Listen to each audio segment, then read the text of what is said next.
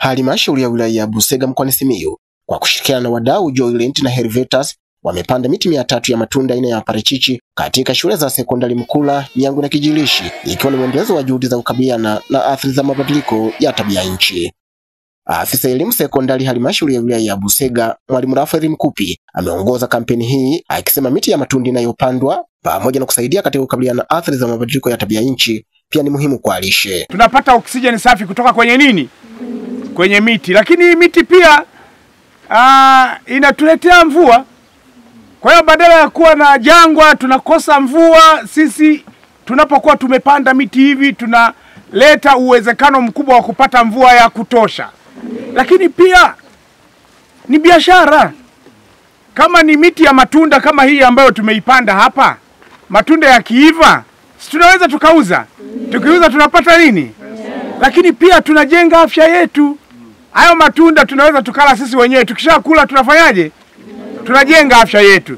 Wanafunzi wanasema upandaji huu wa miti ya matunda shuleni ni muhimu kwa ajili ya afya za wanafunzi, lakini pia vivuli vya kupumzika kujisomea. Bisa kama sote tunavyofahamu kuwa matunda ni afya, miti hii ya matunda pale ambapo itakwenda kuiva itakwenda kutusaidia katika kujenga afya yetu. Hii inatusaidia kupata kipato na ajira kutokana na shughuli za uchanaji wa mbao lambari. Faida ya kwanza, hutupatia hewa safi ambapo ni chanzo cha oksijeni. Mimea hii inapopandwa kwa mfano katika hili eneo, oksijeni itakuwa nyingi.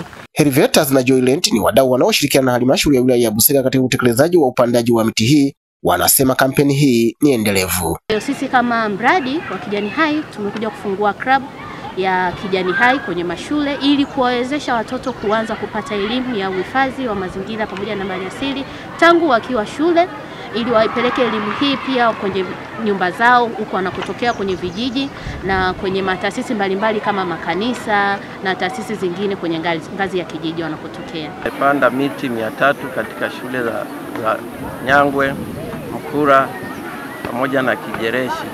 Miti hizi ni kwa ajili ya matunda, ni miti ya parachichi. Tumezipanda ili kunufaisha watoto kwa ajili ya matunda waongezee katika lishe yao.